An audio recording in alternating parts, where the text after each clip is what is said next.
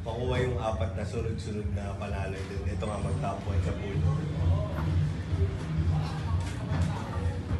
Siyempre, ang kinaman dyan yung ma-improve kami every game, every training. So, yung mga lapses namin ng game 1 is talagang medyo pinokorek talaga namin. So, hopefully mag-improve pa kami hanggang sa dulo. Yun siguro yung pagkatalo namin sa game 1. Medyo maraming lapses. Nabanggit nga ni Coach na yung first six namin ngayon, parang ang dami rin talaga nagbago, ang daming changes. So, that was also our first time na makalaro kami in the PVL ulit, na nabuo kami anim. So, kapaan pa talaga, pero nandun naman din yung tiwala ng bawat isa sa team. Kahit naman sino ipasok, even from our bench, like yung pinakita kanina ng mga iba naming teammates is kailangan ready lang talaga kami. So, keep on improving lang kami each and every game, and sinatsaga naman talaga namin, umpisahan namin sa practice. For MG, you've been part of team line teams din na nag-struggle at first, or may points na nag-struggle, pero eventually you get the job done. Like, let's say last conference, natalo mo sa semis, then now opening draw. So, ano siguro yung key attitude ng cream line that keeps you guys afloat, even though you face adversity early na sabihin natin rare din for cream? Siguro number one yung tiyaga and disiplina talaga namin. So we start in practice na kahit anong result ng game, kailangan kami hardworking, kailangan alam namin na yung trabaho namin, kailangan namin gawin and do our best. And siguro yung tiwala na lang din talaga namin. Siyempre tiwala namin kay God, sa coaches namin, the trust that we have for our teammates, sa management namin. As a family talaga kami naglalaro lagi. So nandun talaga yun and hindi mawawala. And si coach naman, alam mo, never niya kami pinapagalitan naman despite minsan, joke lang. Pero yung kunyari matalo, manalo, lagi nang sasabihin ni coach na nangyayari talaga yan sa game, it's part of the game. Kung paano na lang talaga kami makakabawi sa practice and sa susunod namin mga laban. So we're thankful naman din na syempre hindi lahat nabibigyan ng opportunity makalaro dito sa pros. So we take advantage talaga every chance we get. And for Coach po, by round 2 po ba ina-expect niyo po na may mga returning players na po kayo from injury like Tots or Eliza, or medyo stick with the same round 1 squad po yung ilalaban niyo? As of now, hindi pa namin sigurado yung hopefully makasama sila. Depende kasi sa medical team namin, sa mga PTs namin kung kailan sila makakabalik. Pero hindi pipilitin. So hopefully, sa tingin ko yung roster ngayon.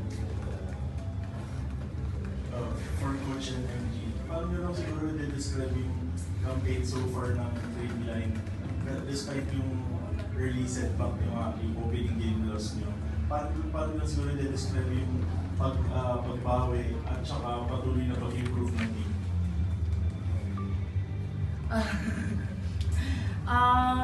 Siguro, kailangan lang din talaga namin lagi mag-seryoso sa practice, na hindi dapat kami nagkakaroon ng days na mapapagod ka or tatamarin ka. Kailangan nakafocus talaga kami start sa practice, and lalabas naman yan lahat ng pinaghihirapan namin, lalabas yan lahat sa game.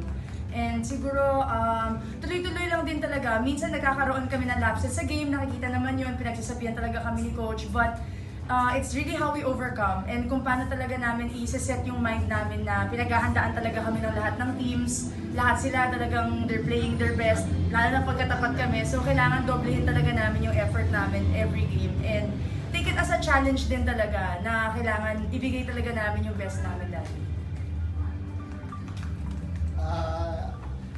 Siyempre, first round pa lang, mahaba pa naman yung conference. So hopefully mag-improve pa yung team namin sa second round, especially sa quarterfinals kasi knockout game lahat. So thankful kami kasi medyo maganda yung tinakbo ng first round namin. So hopefully magtuloy-tuloy siya hanggang sa dulo. Additional lang, Coach.